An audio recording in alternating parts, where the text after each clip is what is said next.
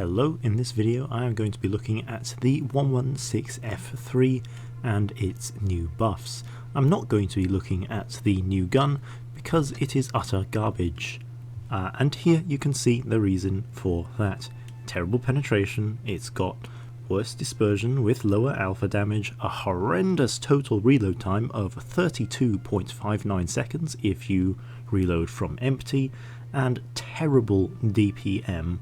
And its aim time isn't even better than this gun because essentially you can't run vertical stabilizer on that gun just due to how bad its dispersion is. So not even good aim time, and also you wouldn't use vents on that gun, so you lose aim time there as well. But yeah, so I'm going to be talking about the regular old gun of the 116F3 as the tank itself has been changed on that gun as well. So what has actually changed on the 116F3? It's actually pretty important to talk about. So firstly, it has received an extra 18mm of turret frontal armor, up from 230 to 248, and then on the hull side it has received an extra 22mm of armor from 94 up to 116, so quite a significant buff to the turret front and also the hull side. It's also important to note that this turret cheek has not been buffed, only the very front one, also the gun mantlet. On top of this, the tank also did receive better dispersion on its gun from 0.398 to 0.380, and on its turret reverse dispersion from 0.18 to 0.16. On top of this, it also did receive a reload buff ever so slightly. But yeah, that is it for the changes to this cyclic gun. I will be going over, of course, all the stats on the tank, as this will be a full updated review on the vehicle. So here we can see its armor, of course using enhanced armor as this tank's turret has been buffed, so I did want to see sort of what it can stand up to. And you can see here against 252mm AP, it's the same as before, which is a very solid armor profile to standard ammo against essentially any level of penetration, except maybe a Hori using calibrated shells. But if you switch to premium penetration, you can see that's where there is a slight difference. Previously, this turret would have been very weak. You would have easily been able to cut through these cheeks with 330mm of penetration, such as shown where this turret is turned here. However, now when it is facing forward, 330mm of penetration really struggles to go through the turret front, except for these very small weak points on the sides here. So you can see, even against premium ammo now, the turret is still very reliable. It's definitely much better than it was before, and it does help this tank actually quite a lot, as you know, its armor profile is very solid to standard ammo, and if it's solid to premium ammo, even better. And of course, when you do turn the hull now, with that buffed 22mm extra side armor, it is actually able to over angle, as you can see in this image. Is past the ideal side scrape angle of 70 degrees, and it is actually over angling now. Of course though, you don't want to be turning your turret away from the enemies, as you can see it has to be facing towards the enemies, and that's just due to the shape of the turret, which you can see here tapers in right towards the gun, so if you do turn it away, the angling becomes just absolutely terrible. I don't think there's anything else on the armor. I'll quickly show it in Blitz kit just to show sort of an easier view with the green-red armor highlights. You can see here against its own very good 340mm of heat penetration, when it is using enhanced armor, it is still even to bounce most of its shots against itself most of the time, just due to having such small weak points. And again, remember, on Blitz kit it's the ideal situation. You're at very close range, the enemy isn't moving, as of course it is a static model, but in the live version of the game it's going to be a harder shot to hit such a small weak point here and here when you do have factors such as movement, dispersion, and of course the enemy's turret moving back and forth and such as that. But next, moving to the gun, the cyclic 130mm, which is the old 490 Alpha gun. The ammo is AP Heat HE, penetration 262 on standard, 340 on heat, which is very good, and 75 on HE, also very good. All its penetration levels are very good. AP is above average, heat is above average, HE is 10mm more than a 130mm gun usually has. Damage also above average, 490 compared to the usual 460, 410 compared to 390, 630 compared to 600, so above average on the alpha damage. Reload time 11.6, which is quite long, as most guns with 460 in tier 10 do have closer to 10.6 to 10.8 seconds of reload, so this one is quite a bit longer. However, its DPM isn't worse. 2537, of course this is without using vents equipped, is pretty average for a 460 alpha gun, and this one isn't 460, it's 490, so actually pretty decent on the DPM aspect. Next, estimated aim time 4/4.3 seconds, definitely not good, but that's a bit deceptive, and the reason being is that this tank has horrendous base aim time of 2.9 seconds, but the gun handling is actually very good, of 0.15, 0.15, 0.16, and of course it gets better with vertical stabilizer. Though the dispersion is definitely also poor at 0.38. Usually guns with 460 alpha, again comparing it to that because most 130s have 460 alpha, most of those do 0.362 or less, and this one is up at 0.38. So yes, it does more damage, but it also has the worst accuracy to match.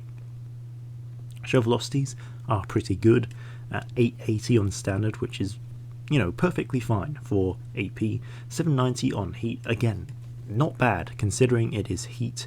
Of course, at tier 10 shell velocities are generally very high, so also not great, but still decent and usable.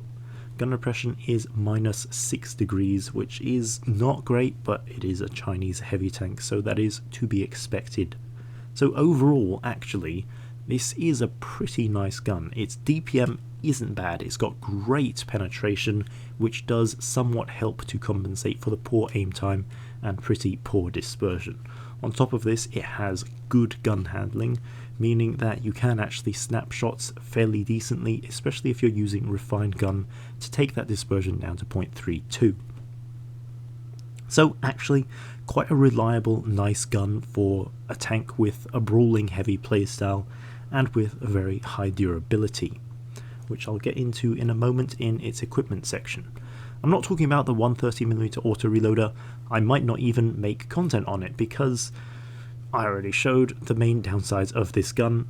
I don't know really what Wargaming was thinking with this gun, but you can see here the best DPM of this gun is 11.78 reload with 420 alpha, and compared to the normal gun, which has 11.6 second reload, just with 70 more alpha, it doesn't make sense why you would use this gun, even if it bursts damage, considering the reload time and everything else. But yeah, that's the reason I'm not covering the auto reloader, sorry.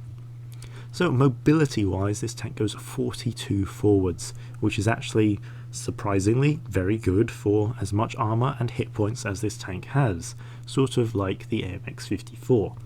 15 in reverse, also pretty decent, average for a heavy tank. Traverse speed 36.7 on hard terrain, 26 on medium terrain. On hard terrain it's pretty good, on medium terrain definitely nothing special, and it's really what you would expect from a tank with as much hit points as this has. 13.9 horsepower per ton, which is decent for a heavy tank, but due to its poor 1.4 medium terrain resistance, that does reduce down to less than 10 horsepower per ton, which again, for a heavy tank with this level of armor, it's more what you would expect. Sorry, armor and hit points, it's more what you would expect. A slower level of mobility on medium terrain. However, this tank has the consumable reactive armor and the provisions sandbag armor, which do of course help this tank massively in the durability department. If you do stack sandbag armor with improved assembly, you can go up to almost 2,700 hit points, which is a lot for a heavy tank, and definitely one of the better traits of this vehicle, its durability and survivability. But in terms of consumables, I would go with adrenaline, multi-purpose repair, and reactive armor.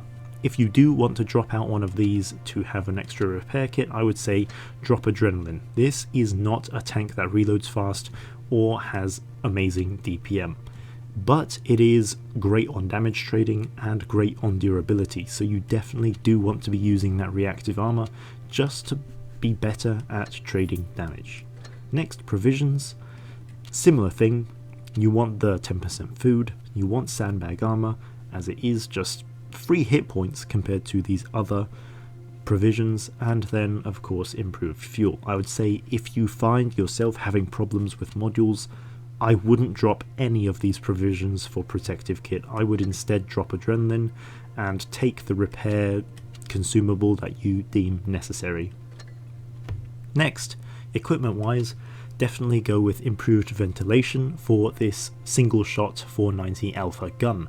Reason being, you have great penetration on both standard ammo and premium ammo. 340 heat, plenty to go through any enemy that you face, except certain hull down situations, but most of the time you can deal with enemies without any issue.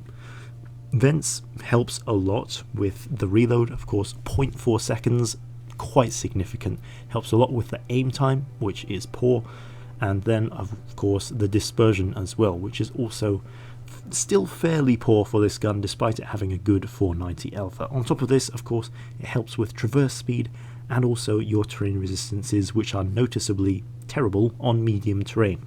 So overall, vents are just so nice now that they have been buffed from 4% to 8% crew mastery in terms of what it gives. Next, improved optics and defense system, of course, as this is a heavy tank. Engine accelerator, because I want to be able to actually utilize that 42 km/h top speed. As rare as it is, sometimes you are still able to reach that top speed, and I find the hull traverse speed is still usable, at least for me personally. Next, improved assembly or enhanced armor. I would go with enhanced armor. Yes, this tank has tons of hit points, but if you bounce even one shot, the benefit is much larger than the HP you would have had from improved assembly. So here you can see the difference of armor in improved assembly. Let's just look at this left image for now. So you can see here, improved assembly, the turret cheeks are slightly weak, but if you use enhanced armor, they are noticeably stronger and more red, and definitely not a shot you would be really too confident to take with your 330 heat penetration, as is shown here. And while you as a player may run calibrated shells, think about this, a lot of players don't even run any equipment in battle, let alone quote unquote the right equipment. So this does actually help a lot considering the players you generally will be facing in battle. Even if you personally think, yeah, well, it doesn't make a difference against calibrated shells, it does against the majority of players which you are going to face. So definitely I would go with enhanced armor instead of improved assembly. Next, gun lane drive, because this tank has abysmal aim time and also it has pretty good shell velocities on this gun, so definitely gun lane drive. Next, vertical stabilizer or refined gun. This will be down to your personal preference, as vertical stabilizer does give a fair bit of estimated aim time, but for me personally, refined gun is the better choice, as this tank has got already very good on-move gun handling. And of course, with its dispersion being pretty poor at 0.38 base, refined gun does help a lot with that, as you can see, reducing it down to 0.316, which is incredible for 490 alpha, to be frank. And then lastly, high-end consumables, just because you have reactive armor, and reactive armor base only has 10-second duration. A lot of tanks in tier 10 have roughly 10 to 11 second reload, and this does just help you to get that duration up to be able to survive at least 2 shots from most enemies. But enough rambling, let me show the gameplay of the tank. So I do have 2 battles in the 116F3 to show. This first one is going to be on Rockfield. So here you'll see I start on a slight downhill incline, and it does allow me to actually be able to utilise this tank's great 42km/h top speed. You can imagine the kind of impact this tank has on the battle when you are able to get so much hit points, a good amount of armour, a high alpha damage gun into battle at 42km/h. It is quite good. But you'll also see when I do go off this road, my traverse speed is significantly decreased, and that's just due to that 1.4 terrain resistance on medium terrain. So when you are playing this tank, do try stick to roads and paved areas as opposed to going off-road. So you'll see here this Projet Louis, I do get quite lucky. 603 high roll on the Projet Louis. However, he does also get pretty lucky and hit my cupola, which is very small and generally not a shot enemies go for. But you'll see there, another shot into AMX-50B, 500 damage. And that is something which really only the 116 F3 can give you, which is just a massive amount of damage for a 130mm gun. All the other tanks that have 130mm generally doing 440, 450, 460. Meanwhile this one is doing 490 with pretty similar DPM to the other vehicles, which is just quite nice. And you can see here that high top speed, even if you don't reach it very often, does still have its uses. You can see there on the 50B I do use HE, and that is because that tank is easy to HE, but also he had reactive armor, which would have reduced my AP damage. Now I'm going to be going for this Caro. Considering he is on 447 hit points, my 490 alpha should have no issues finishing him off with one shot, unless I low roll. But you can see here, this tank, when you are in the right situations, on the right terrain, you can be pretty quick, pretty mobile, and actually get around the battle. And you can see the sort of damage I'm dealing with each shot. It's very significant. Quite easily able to do 500 alpha damage per shot quite often. Unfortunately there, I do make pretty poor decisions in terms of poking those enemies, but you could also see I did activate reactive armor, which meant I traded 500 on the Type 71, and he only did, I think, 250 something back to me. And then there you could see this tank's very, very strong upper plate bouncing the Object 268, which is pretty nice. The upper plate on this tank is, I believe, 400mm thick at its weakest point. So even the high penetration of the 268 would struggle. You can see there I did have to use heat for the Type 71, just that whole shoulder there, but with the good penetration of this tank, heat is no issues to go through the front of the Type 71. Now you'll see I'm on 424 hit points. 50-50 whether Type kills me or not, but I decide I'm just going to go for it and heat through his upper plate, which again, 340mm, you're not ever going to struggle on the upper plate of a Type 71 unless they are using their gun depression. So that battle was kind of the perfect battle to show the buffed 116 F3.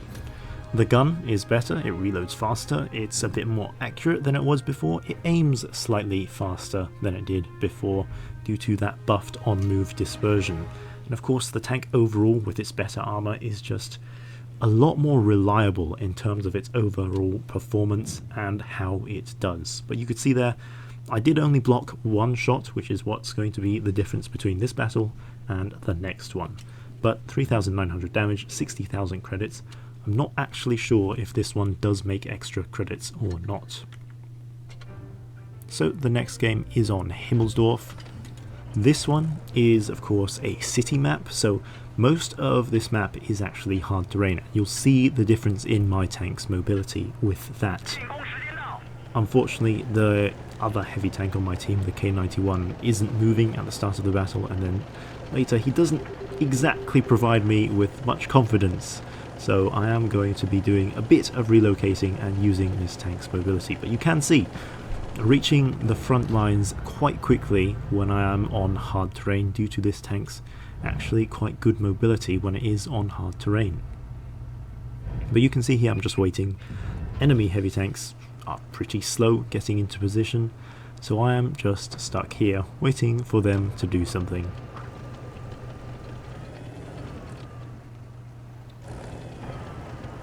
And here you'll see my K91 and FV are at the back of the map, so I decide to start reversing and hopefully get out of this position. But I do know the VK is coming, so I do try to take cover, but he manages to put a shot into my cupola, which is good marksmanship on his part. But you can see there again the nice 340mm heat going through the VK-72's turrets.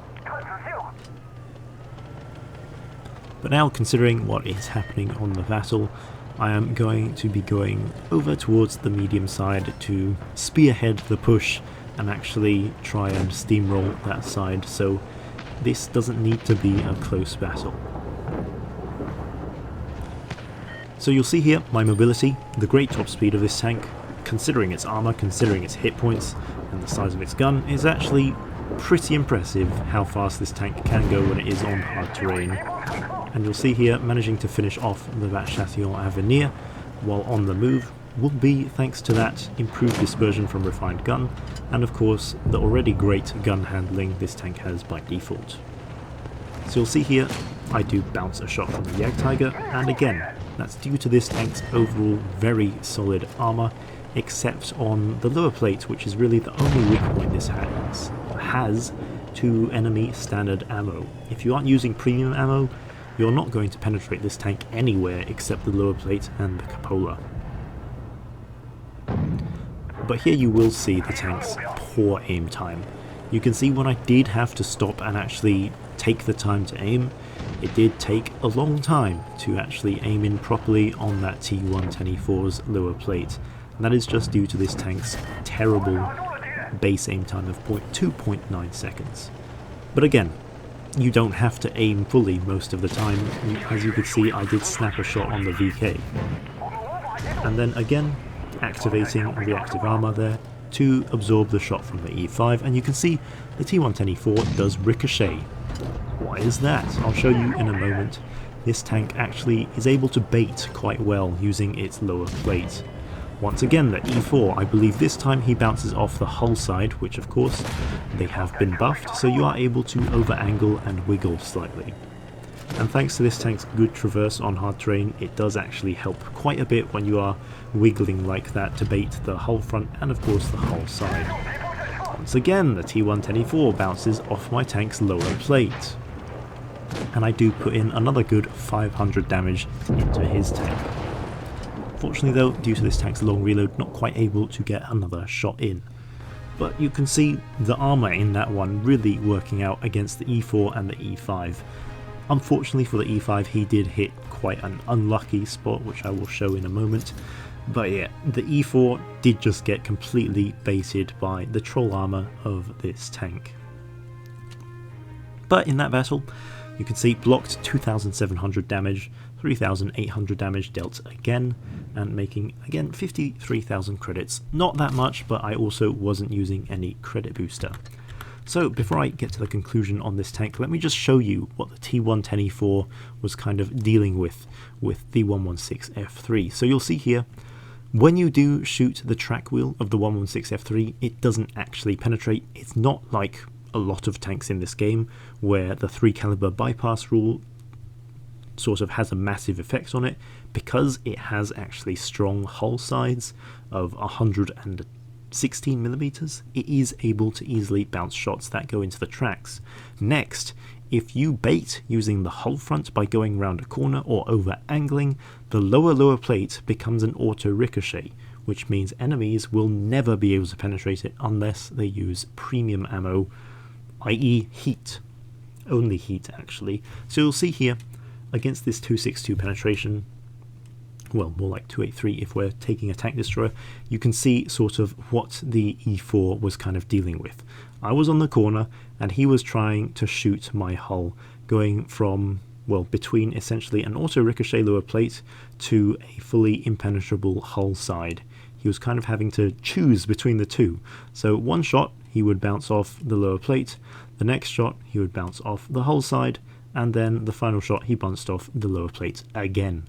and unfortunately for the T110E5, using the heat ammo, he did shoot right here, which is of course over 400mm thick, so you're not going through that easily, but you can sort of see why this tank is quite hard to deal with in a situation like that, with its troll lower plate, troll sides, and of course the other weird angles going on with this tank. And one more thing I want to mention is this tank's turret shape. This turret is one where if you use gun depression, it actually becomes weaker just due to how it is rounded out. Another thing that is quite interesting is that if you face hug, it actually becomes stronger just due to the overall shape. Again, you can see that shape here. So of course, when you get closer to the tank, those angles on the turret cheeks actually become stronger and, well, steeper. Hence why the tank is quite troll in close range, as with that T110E4. But yes, 116F3, this tank has been buffed substantially, I'd say. They weren't massive changes, but they were the changes the 116F3 needed. Turret frontal armor, hull side armor. For a heavy tank, what more could you want? They are just good changes that make the armor overall much easier to use, much more reliable, and just help out the tank overall, which already had a great armor profile against standard ammo. It was just the premium ammo that was the issue on the turret. On top of this, they've done a nice thing by buffing the, well, main gun on this tank, the 490 Alpha gun, making it more accurate, better gun handling, and better reload time, which of course this gun, with its already great penetration, good gun handling, and only downsides really being gun depression and aim time, that does help quite a bit. Also, considering that this tank isn't insanely slow, overall I think this has now become quite a good tank. Previously it was good, not for being great, but it had the stats to make it a meta vehicle. It had the hit points, it had the alpha, but now it actually feels nice to play. Previously it wasn't that enjoyable, but now it actually feels pretty okay. 490 alpha, high penetration, good armor, decent enough mobility, and pretty nice DPM considering its alpha. It is definitely an enjoyable vehicle, at least for me personally. I definitely wouldn't recommend this auto reloader gun because it looks like it is horrendous, and I have tried it, it feels horrendous. But yeah, 116F3, if you are interested in this tank, definitely do be using this 490 alpha gun instead of the auto reloader, as that is definitely the way to go on this vehicle. But yeah, definitely a more interesting tank than it was previously. Probably will become a bit more used if it does become available. But that is it for the 116F3. Thanks for watching.